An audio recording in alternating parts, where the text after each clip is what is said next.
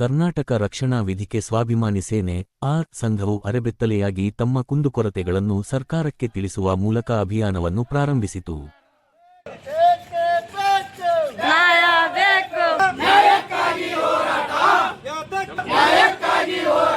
ಸಾರ್ವಜನಿಕ ಆಸ್ಪತ್ರೆ ಯಲಬುರ್ಗಾ ತಾಲೂಕಿನ ದೊಡ್ಡ ಆಸ್ಪತ್ರೆ, ಕನಿಷ್ಠ ಯಾದಗಿರಿ, ಸುರ್ಪೂರು, ಶಾಪೂರು ಎಲ್ಲ ಕಡೆ 2 ಜಿಲ್ಲೆಯಿಂದ ಮಂದಿ ಬರ್ತಾರೆ.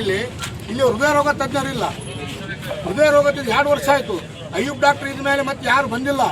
ಯಾಕಂದರೆ ಒಂದು 2 ತಿಂಗಳ ಹಿಂದೆ ನನಗೆ ಯಾಕೆ ಒಂದು ಆಗಿದ್ದ ಕಾರಣದಿಂದ ಇಲ್ಲಿ ಯಾರು ಇದ್ದಿಲ್ಲ. ದಯವಿಟ್ಟು ಮೊನ್ನೆ ಒಂದು 15 ದಿವಸದಿಂದ ಒಂದು ಹುಡುಗ ಬಂದು ECG ಮಾಡ್ಕೊಂಡು ಹೋದ, ಎಕ್ಕೋ ಮಾಡ್ಸಕ್ಕಂತ ಹೋಗಿದ್ರೆ ಅಲ್ಲಿ ನಡೆದ ಸತ್ತುಬಿಟ್ಟ.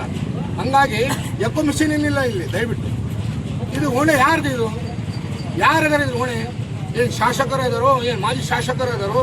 ಇದು ಯಾರಿಗೆ ಕೇಳ್ಬೇಕು ನಾವು? ಏನು ಅಧಿಕಾರಿಗಳು 2 ವರ್ಷದಿಂದ ಹೋರಾಟ ಮಾಡ್ತಾ ಇದೀವಿ. ಅವ್ರಿಗೆ ಕಿವಿಗೆ ಇವು ಡಪ್ಪ ಆಗ್ಯಾವ, ಏನಾಗ್ಯಾವ ನಮ್ಗೆ ಅರ್ಥ ಆಗ್ತಾ ಇಲ್ಲ.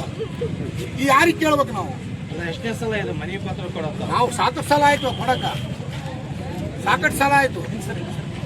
ಯಾರಿಗೆ ಕೇಳ್ಬೇಕು ಹೇಳಿ? ನಮ್ಮ ಹೋರಾಟಗಾರರಿಗೆ ಬರೀ ಹೋರಾಟ ಮಾಡ್ತಾರೆ ಓದ್ತಾರಂತಲ್ಲ. ಈ ಸಲ ನಮ್ಗೆ ಹೃದಯ ರೋಗ ತಜ್ಞರು ಬೇಕೇ ಬೇಕು. ಅಲ್ಲಿ ಬಡವರು ಈಗ ಸಾರ್ವಜನಿಕ ಆಸ್ಪತ್ರೆಗೆ ಬರೋರು ಯಾರು? ಬಡವರೇ ಬರ್ತಾರೆ, ಸೌಕರ್ಯ ಯಾರು ಬರಲ್ಲ.